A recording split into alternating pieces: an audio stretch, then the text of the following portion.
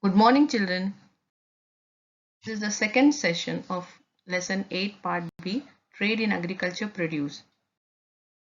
Selling to a rice miller. It was paddy harvesting season and Malaya from Venkatapuram village was waiting to meet the clerk, Gumasta of Chandulal, the rice mill owner. Malaya was able to harvest only 14 quintals of paddy from his 1 acre of land as he was not able to use fertilizers and pesticides. The Gumasta loaded the tractor with paddy bags from other such farmers and took them to the Chandulal. Gumasta took a handful of sample paddy and showed it to Chandulal. Chandulal fixed the price at rupees 950 per quintal on the basis of its dryness and tallu. As Malaya needed money urgently, he asked for immediate payment. For that, Chandulal reduced rupees 1 rupee 50 paise for every 100 rupees. That is rupees 1450 per quintal. This procedure was followed by every rice miller in Nalgonda.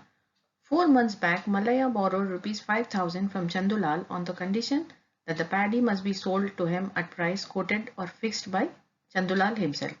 Hence, many such farmers are forced to sell their produce to Chandulal. Now, let us calculate Malaya's income from sale of paddy of 14 quintals of what he have produced. Weight of the paddy is 14 quintals. Price fixed by the rice miller Chandulal is rupees 950 per quintal. So children, 950 into 14, you get 13,300. And deduction for immediate payment, because he needed urgently, he had cut rupees 1425 into 14 quintals, rupees 200. Total payment due is rupees 13,300 minus 200. The total due to Malaya is 13,100. But Malaya had already borrowed 5,000 from Chandulal, and the interest for the 4 months he has borrowed is rupees 400, and again the total deduction comes to 5,400.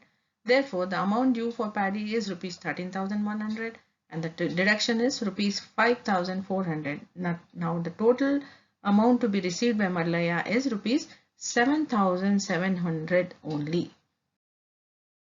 Big farmers or landlords of Venkatapuram lend money to small farmers and purchase paddy from them. The only reason to lend money is to purchase paddy from them at a low cost. They sell at that is procured in AMYs. Farmers are indebted to landlords in many ways. They borrow money for seeds, tractors, and even water. As such, they are bound to sell paddy to the landlords except whatever they pay. Tragically, in this way, the farmers are not able to sell the produce at the highest price possible. Now, coming down to selling through brokers. Shanti is another farmer residing in Venkatapuram. She is a member of the local self-group SHG, from which she has borrowed rupees 20,000 for cultivation purpose as she lost her husband. Her harvest from her 1.5 acres was 14 quintals. She wanted to sell 7 quintals and keep the rest for the household consumption. The next day, a broker of a big rice mill in Nalgonda came to the village to buy paddy and approached the farmers. He saw Shanti's paddy and after much bargaining offered her rupees 1,000 per quintal. He weighed the bags and said that it was only 6.5 quintals. Shanti was shocked because she already weighed them and it was 7 quintals. So Shanti insisted on weighing it properly in the presence of other SHG members.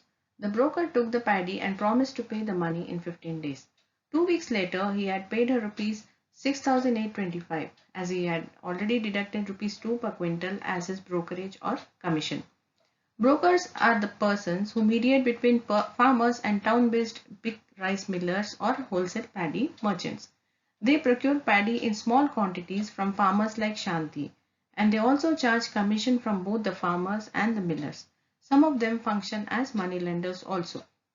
The next topic of this lesson is trading paddy in Telangana.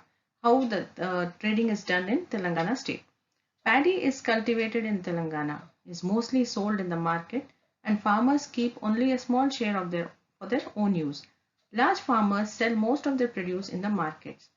Telangana farmers sell nearly 3/4 of their harvest within the village and 1/4 in AMYs. They own vehicles like tractors, which reduce their transportation cost. In villages, many kinds of traders such as landlords, brokers, and small rice mill owners procure paddy. On most occasions, small farmers like Malaya and Chandrasekhar are bound to sell only to these traders as they borrow money from them. The next topic of this lesson is indebtedness and selling of paddy. We saw that small and medium farmers have to borrow money for agriculture, especially to buy or purchase seeds, fertilizers, pesticides, and irrigation facilities. Since it is difficult for them to get loans from the banks, they are forced to borrow from moneylenders, traders, millers, etc. Once a farmer borrows from them, he or she has no option but to sell the produce only to them at the prices they offer. Very low prices they offer actually. Paddy traders not only pay lower prices but also cheat in weighing. Moreover, they take commissions of various kinds, and also the payment will be delayed for a long time. Many of these farmers get delayed payments. Thank you, children.